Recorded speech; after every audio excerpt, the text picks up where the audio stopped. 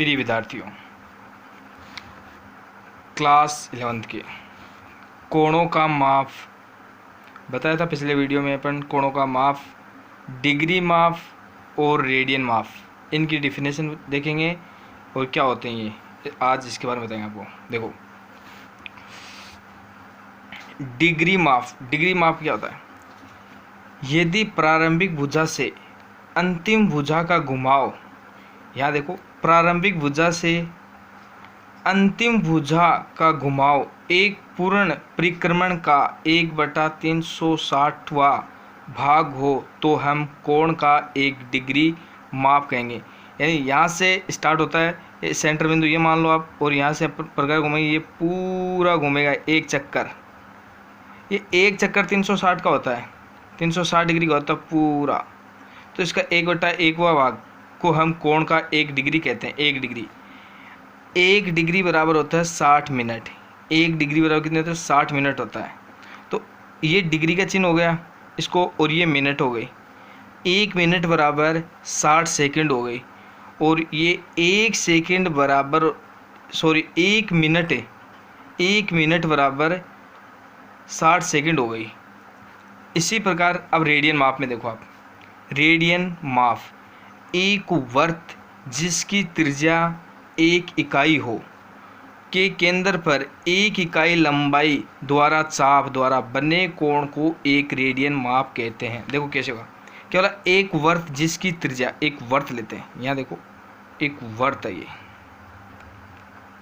एक वृत्त 1 इकाई हो, ये 1 इकाई है, 1 इकाई केंद्र पर 1 इकाई की लंबाई द्वारा चाप द्वारा बने कोण को एक रेडियन चाप कहते हैं। यहाँ से यहाँ तक ये भी 1 इकाई, ये चाप है, ये 1 इकाई। अब इसके द्वारा जो बना वो रेडियन कोण हो गया अपना।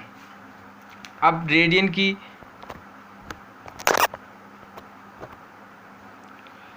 ये थीटा हो गया, ये त्रिज्या हो गई, इसको r से डिनोट करते हैं, और यहाँ से यहाँ तक की ये चाप, ये L हो गया।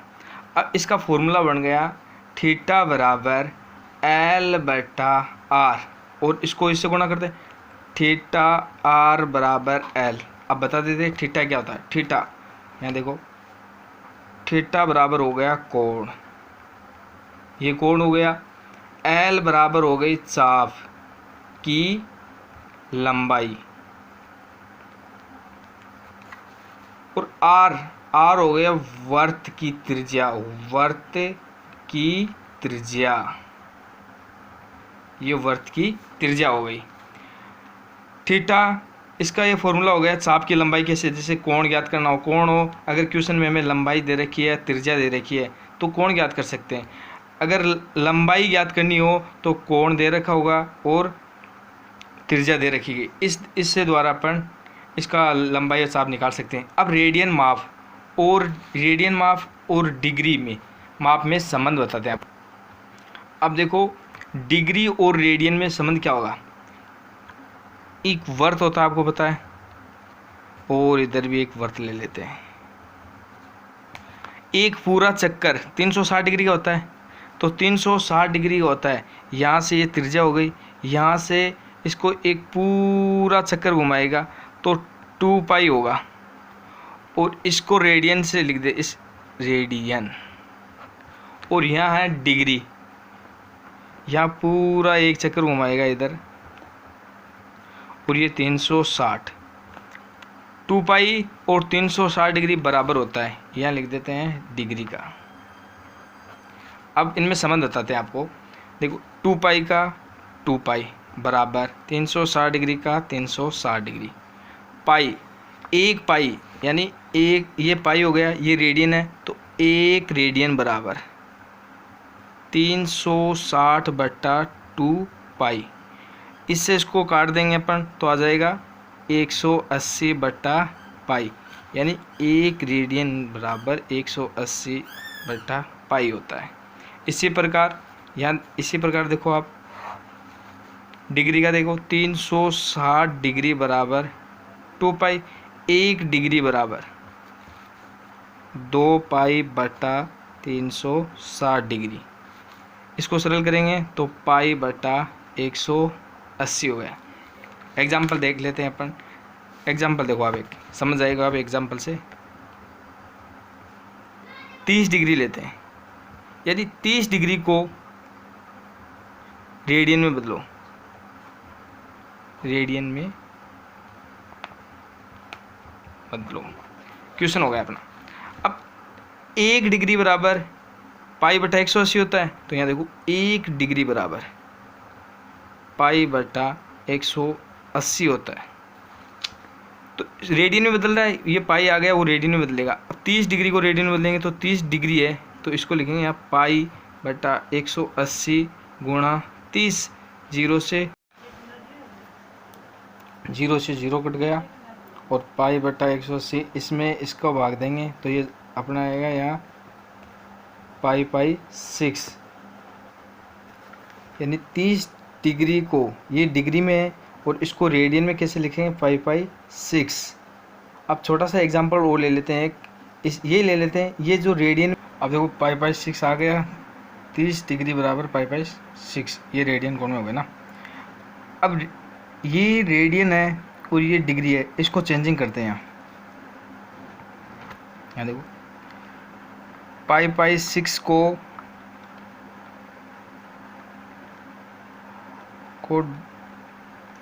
डिग्री में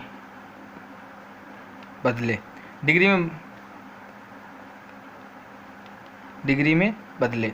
अब देखो यहाँ आपको यहाँ बताया गया है कि 1 रेडियन बराबर 180 बटा पाई है, तो 1 रेडियन 180 बटा पाई,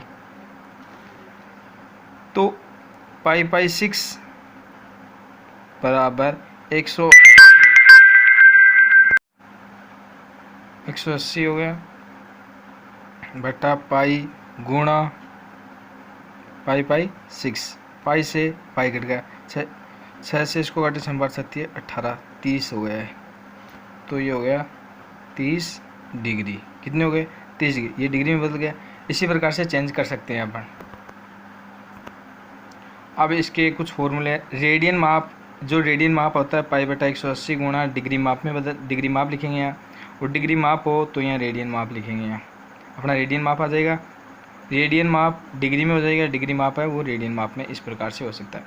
अब ये डिग्री है, 30 डिग्री, 45, 60, 90, ये तो डिग्री में है, और इनको अपन चेंज कर सकते हैं रेडियन में। इनमें से अभी किया अपन ने 30 डिग्री वाला पाई 6 वाला, अब 45 डिग्री को बदल सकते हैं, 60 डिग्री को बदल सकते हैं, 90 डिग्री सबको बदल सकते हैं। अब त्रिकोणमितीय फलन की चिन्ह और प्रांत और परिसर देखेंगे। अब पहले आपको कुछ मुख्य बातें बता देता हूँ, फिर ये समझ में आएंगे, जब तक नहीं आएंगे। देखो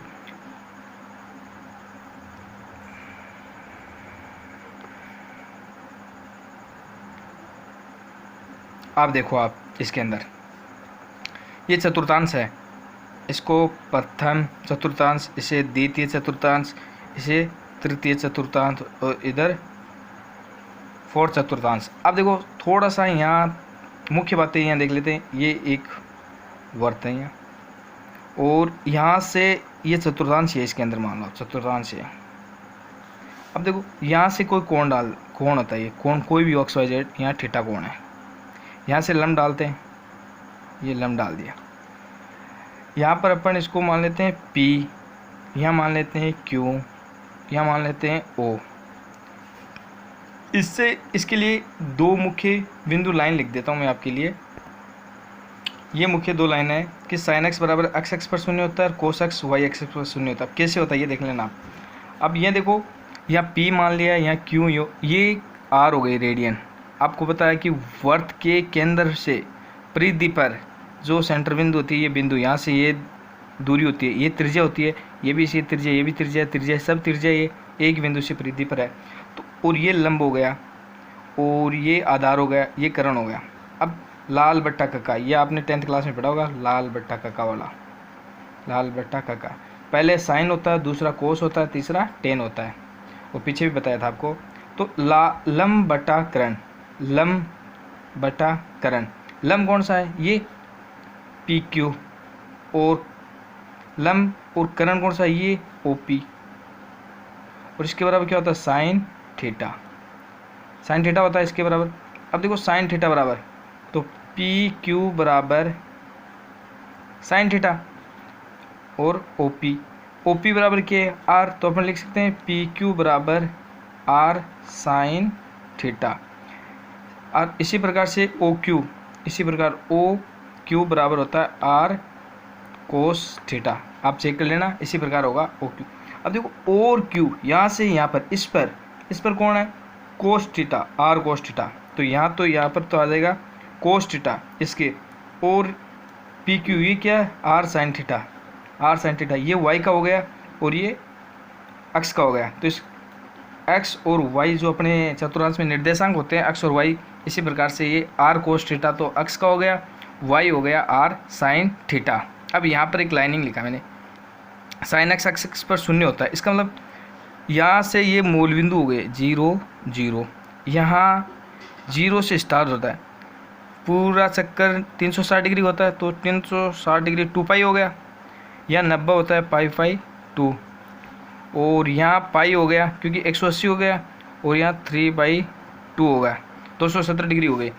अब देखो ये x लाइन है, ये x और ये x डैश, ये y डैश, ये x पर है, तो साइन x पर क्या होते हैं, शून्य होता है, तो यहाँ देखो निर्देशांक, और कोस y पर शून्य होता है, इसका मतलब पहले कौन आएगा, पहले मैंने बताया x और y की, x में कौन है ये कोस, और y में कौन है साइन, तो पहले आ जाएगा 1, क्यों, साइन x पर शून्य होता है, तो ये शून्य।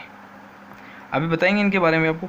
अब इसके बाद में यहाँ देखो, यहाँ पर कौन है, ये y एक्सन है, y अक्ष वाला है, तो y एक्स बराबर क्या है, क्योंकि कोस x तो शून्य है, तो यहाँ लिखेंगे कोस x तो शून्य, और ये हो जाएगा 1। इसका विपरीत हो जाएगा ये, कि ये प्लस का तो ये हो जाएगा माइनस का, और ये हो जाएगा शून्य, ये हो जाएगा यहाँ शून्य, और यहाँ माइनस का 1, ये हो गए चतुर्थांश के अंदर आ गए सभी। अब यहाँ देखो ये माइनस क्यों है, क्योंकि आपको पता है ये तो प्लस वाली लाइन होती है, और इधर से ये माइनस की लाइन हो जाती है, ये प्लस y एक्स ये प्लस का होता है, और यहाँ इधर वाले ये माइनस का हो गए। देखो चिन्ह लिख देता हूँ, यहाँ प्लस प्लस, और यहाँ होता है ये तो x और ये y, तो यहाँ ये प्लस प्लस हो गया। इसके बाद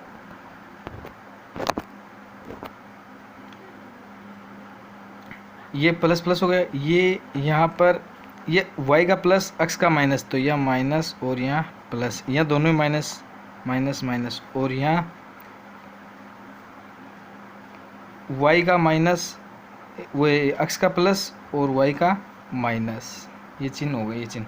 अब आपको बताते हैं साइन कोस के मान के अंदर होते थे। देखो कोस जीरो और साइन जीरो का मान कितना था, कोस जीरो पहले टर्मिनल के अंदर कोस जीरो, देखो यहाँ से यहाँ कोस जीरो का मान कितना होता है 1, और साइन जीरो का मान 0 होता है, तो कोस जीरो का मान कितना होगा 1, और साइन जीरो का मान 0। कोस π/2, तो कोस यहाँ पर देखो कोस π/2, पहले ये 0 कौन सा कोस का है, तो कोस π/2 का मान कितना हो गया 0, और साइन π/2 का मान कितना हो गया यह 1। कोस पाई कितना होगा -1, और ये कितना हो गया साइन पाई का मान कितना हो गया 0। कोस 3/2 ये कोस वाला पहले कोस वाला होता है, तो कोस 3/2 का मान कितना होता है 0, और साइन 3/2 का मान कितना होगा -1। कोस 2 पाई का मान कितना हो गया, कोस 2 पाई ये रहा, कोस 2 पाई का मान यहाँ कितना है 1, तो कोस 2 पाई का मान कितना हो गया 1, और साइन 2 पाई का मान कितना है 0, तो ये कितना हो गया 0 हो गया। अब अगले वीडियो में आपको बताएंगे, अगले वीडियो में त्रिकोणमितीय फलनों के चिन्ह और प्रांत और प्रेशर। नेक्स्ट वीडियो के लिए धन्यवाद। लाइक और शेयर करो, आगे भेजो इनको सर, धन्यवाद।